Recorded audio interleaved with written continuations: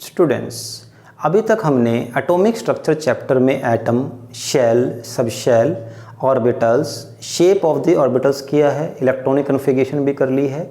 तो आज हम एक एटॉमिक स्ट्रक्चर और क्वांटम नंबर्स के रिगार्डिंग एक क्विक रिव्यू लेंगे। वी नो एटम, हम देखो इसको कंपेयर कर सकते हैं एटम को लाइक अ स्कूल, और किसी भी इलेक्ट्रॉन को कंपेयर कर सकते हैं।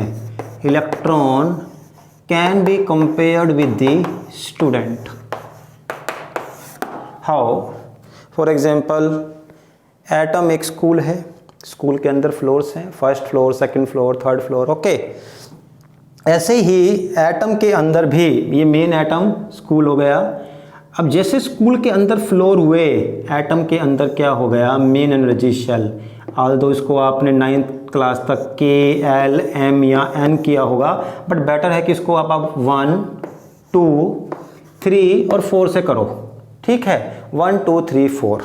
अब जैसे स्कूल में आपके पास फ्लोर हैं, हर फ्लोर पर क्या है, कुछ क्लासेस हैं। तो यहाँ रूल है कि फर्स्ट फ्लोर पर एक ही क्लास होगी, सेकंड फ्लोर पर 2 क्लासेस होंगी, थर्ड फ्लोर पर 3 क्लासेस होंगी एंड फोर्थ फ्लोर पर 4 क्लासेस होंगी। ओके, ये 4 क्लासेस हो गई। यहाँ फर्स्ट फ्लोर पर फर्स्ट, सेकंड फ्लोर पर 2 क्लासेस, थर्ड फ्लोर पर 1, 2, 3 क्लासेस एंड फोर्थ फ्लोर पर 1, 2, 3 एंड 4 क्लासेस हो गई।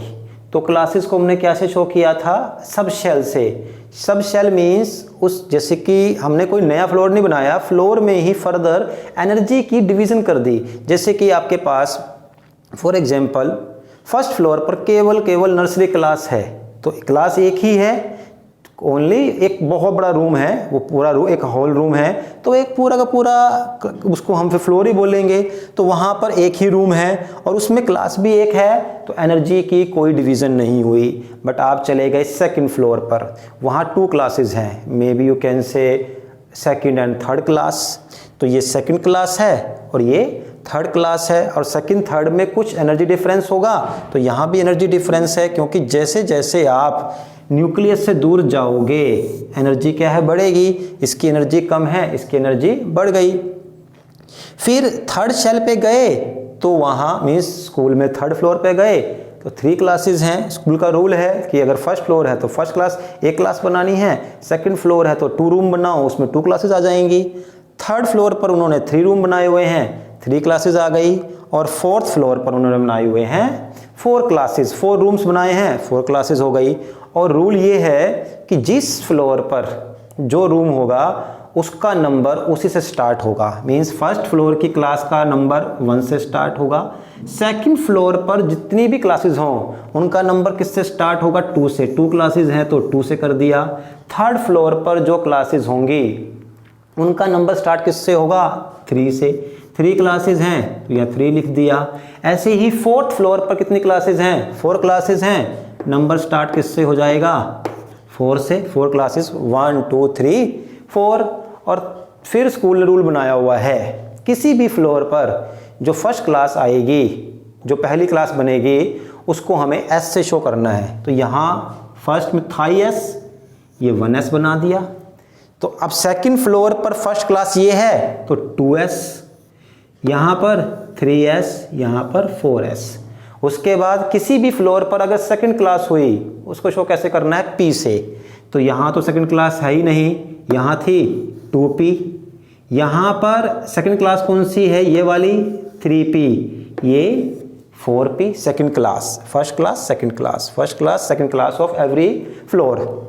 और फिर स्कूल ने रूल बनाया हुआ है, थर्ड क्लास को आपको मीन्स फ्लोर की थर्ड क्लास अगर प्रेजेंट है तो उसको आपको डी से लिखना है। अब फर्स्ट फ्लोर पे तो 1 क्लास थी, डी आएगा ही नहीं। सेकंड फ्लोर पर 2 ही क्लास हैं, डी आएगा ही नहीं। थर्ड क्लास के लिए डी आना था, थर्ड क्लास ये है D. First, second, third room ये है, थर्ड क्लास ये है 4d। और लास्ट रूल बनाया स्कूल ने कि जो फोर्थ क्लास हो, मीन्स ये first room, second room, third room, fourth room को हमें शो करना है f से। ये फोर्थ सब शेल में ही, क्योंकि फोर्थ क्लास तो फोर्थ सब शेल में ही आएगी, फोर्थ शेल में ही आएगी, तो ये एक ही आपके पास 4F आ गया। ऑल्दो इससे आगे भी नंबर होते हैं, बट आपके सिलेबस के अकॉर्डिंगली यहीं तक ही सफिशेंट है। अब ये मेन शेल थे, इसके अंदर ये क्या आ गए, सब शेल। लेकिन स्कूल के अंदर भी केवल क्लास नहीं होती, क्लास के अंदर फर्नीचर, डेस्क होता है, ठीक। अब डेस्क भी अकॉर्डिंग टू रूल रखे जाएंगे, मीन्स अब किसी क्लास में बच्चे अगर 10 हैं तो 5 डेस्क ही होंगे। अब यहाँ पर हर चीज़ रूल से चलेगी।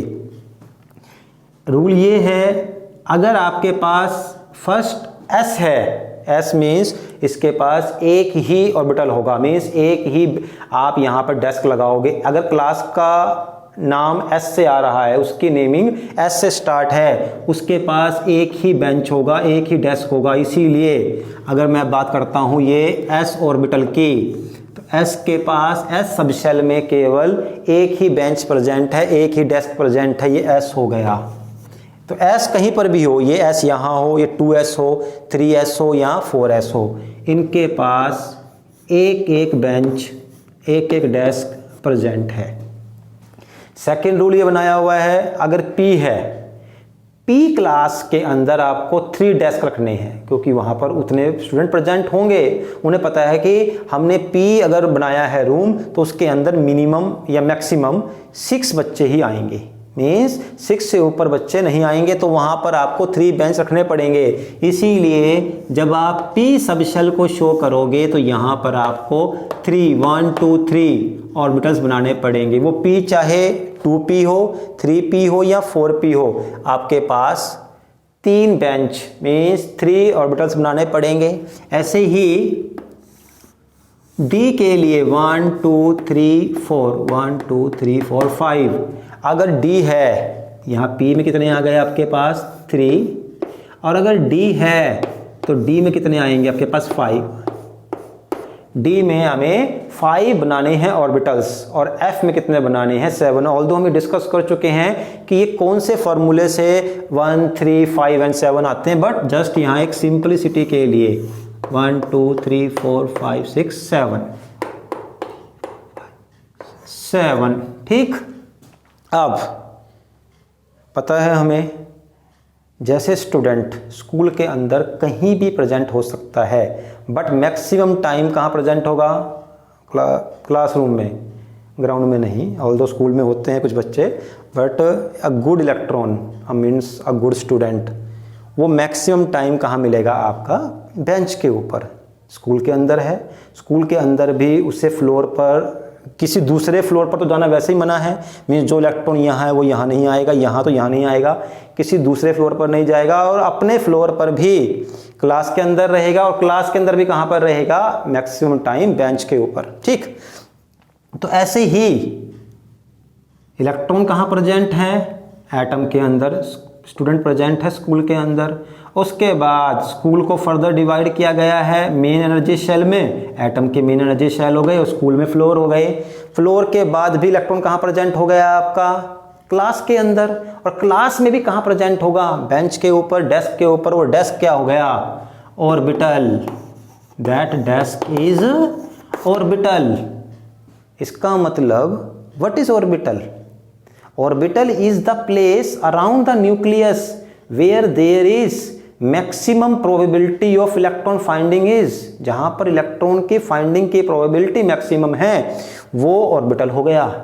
तो एटम के अंदर ऑर्बिटल एक ऐसा स्पेस है जहां पर इलेक्ट्रॉन मैक्सिमम टाइम मिल सकता है। अब जैसे बच्चा, कोई भी स्टूडेंट 100% टाइम अपने डेस्क पे नहीं मिलेगा, कभी पानी पीने जाएगा और खेलने जाना ही है उसको, तो ऐसे कुछ टाइम के लिए, maximum 10% of time, it can means electron can be present out of the orbital. That's why we are saying maximum probability of finding the electron is. ये नहीं कहा कि इलेक्ट्रॉन ऑर्बिटल के अंदर ही होगा, मैक्सिमम टाइम रहेगा। अब इन इलेक्ट्रॉन्स को कैसे फिल करना है, मीन्स किस तरीके से बच्चे क्लास के अंदर डेस्क पर बैठेंगे, कुछ रूल्स बनाए हैं स्कूल ने। ऐसे ही इलेक्ट्रॉन्स को फिल करने के लिए एटम के अंदर साइंटिस्ट ने भी कुछ रूल दिए हैं, और वही दो रूल आज डिस्कस करने हैं। One rule is Hund's rule and second rule is Pauli exclusion principle. What the Hund rule state that first see, ये आपके पास कितने हो गए यहाँ पर 3 डेस्क मीन्स P, S में 1, P में 3, D में 5, F में 7। अगर यहाँ 3 बेंचेस हैं, पता लग गया क्लास का नाम क्या हो गया P। 2P means second shell पर second class, P means second ही होगा, S फर्स्ट है, P सेकंड है, थर्ड D है, फोर्थ F है। सेकंड शेल की सेकंड क्लास हो गई। और P में पता है 3 बेंच रखने हैं, बट उस दिन बच्चे आए आपके पास, स्टूडेंट्स आए 4 स्टूडेंट्स प्रेजेंट हुए। तो अब ये 4 स्टूडेंट्स 2 तरीके से बैठ सकते हैं। कैसे? एक ये और एक तरीका ये। डेस्क आपके पास 2 हैं, बट बैठने का तरीका अलग अलग हो सकते हैं। एक तरीका 4 स्टूडेंट्स के बैठने का ये है, एक स्टूडेंट यहाँ आया, एक स्टूडेंट यहाँ गया, एक इधर और एक इधर। एक तरीका तो ये हो गया, और दूसरा तरीका ये वाला। पहला स्टूडेंट एक बेंच पे आया, दूसरा सेकंड पर बैठ गया, तीसरा थर्ड डेस्क पर बैठ गया, और जब तीनों डेस्क भर गए तो फोर्थ वाले को एक कंपल्शन मजबूरी में थर्ड पर पेयरिंग करनी पड़ी। अब ये 2 ऑप्शन है 1 एंड 2, कौन सा ऑप्शन सही है? वही हंट्स रूल है। तो आप तो कहोगे यही रहेगा, भाई ठीक है, बच्चे आए हैं, अपना बातें बूतें करेंगे, आराम से बैठ जाएंगे, ये पेयरिंग बना लो आराम से, बच्चे भी कम हैं, बातें कर लेंगे। लेकिन जैसे क्लास के अंदर बातें करने की परमिशन नहीं है, ऐसे ही हंट्स रूल ने ये कहा है कि तब तक पेयरिंग नहीं होगी जब तक कि ऑर्बिटल्स हाफ फिल्ड नहीं होंगे। मीन्स यहाँ 4 थे इलेक्ट्रॉन्स, फर्स्ट इलेक्ट्रॉन यहाँ आया, सेकंड यहाँ आया, थर्ड ये आया। जब तीनों ऑर्बिटल हाफ फिल हो गए, अब क्योंकि बाकी बचे ही नहीं, और इलेक्ट्रॉन्स आप इसके अंदर कुल मैक्सिमम 6 भर सकते हैं। अगर आपके पास एक ऑर्बिटल में मैक्सिमम 2 इलेक्ट्रॉन आ सकते हैं, 3 ऑर्बिटल्स हैं, 6 कैन बी फील्ड, तो फोर्थ को अब क्योंकि हमारे पास कोई स्पेस नहीं है तो यहाँ भर सकते हैं। लेकिन ये पेयरिंग तब होगी जब बाकी सभी ऑर्बिटल्स कैसे हो जाएंगे? Half filled. और यही है आपका Hund's rule which states that pairing of electron will take place when all the electrons are half filled और all the orbitals are half filled. Means when orbitals are half filled only after then pairing can take place. एक तो आपके पास ये हो गया। Second is Pauli exclusion principle. अब इसी को सेकेंड तरीके से भी लिख सकते थे। कैसे? 1, 2, 3 एंड 4th। बट ये रॉन्ग वे है, ये भी सही नहीं है। क्या प्रॉब्लम है इसमें? स्पिन। इसको एक्चुअल में ये जो सिंबल है ये स्पिन शो करने के लिए है। एक्चुअल में इलेक्ट्रॉन जो हैं किसी भी एटम में अगर 2 इलेक्ट्रॉन हैं एक ऑर्बिटल के अंदर, एक क्लॉकवाइज और एक एंटी क्लॉकवाइज चलेगा, एक क्लॉकवाइज और एक एंटी क्लॉकवाइज मूव करेगा। तो इसको अगर ये क्लॉकवाइज शो कर रहा है तो डाउनवर्ड मूवमेंट क्या शो करेगी? Anti clockwise. और मैंने यहाँ पर क्या किया, दोनों को एक ही स्पिन में शो कर दिया। ये सही नहीं है। सेम स्पिन में इलेक्ट्रॉन्स को आप फिल नहीं कर सकते किसी एक ऑर्बिटल में। जब आप किसी ऑर्बिटल में 2 इलेक्ट्रॉन्स को फिल करोगे तो दोनों ही इलेक्ट्रॉन्स की जो स्पिन है that should be opposite and it is the poly exclusion principal. So I think now it's clear. और लास्ट पॉइंट जो बचता है पॉली एक्सक्लूजन में वो ये मीन्स, इसको भी थोड़ा सा एक्टिविटी से कर लेते हैं। Like 4 electrons are there, you can't fill it like 1, 2, 3 and 4। ये भी गलत है, because in an orbital you can't fill more than 2 electrons and it is under Pauli exclusion principle. It means the complete definition of Pauli exclusion principle is that maximum 2 electrons can be filled in any orbital and they should have opposite spin. So it's over for today, and tomorrow we'll discuss some questions regarding the quantum numbers. Okay, thank you.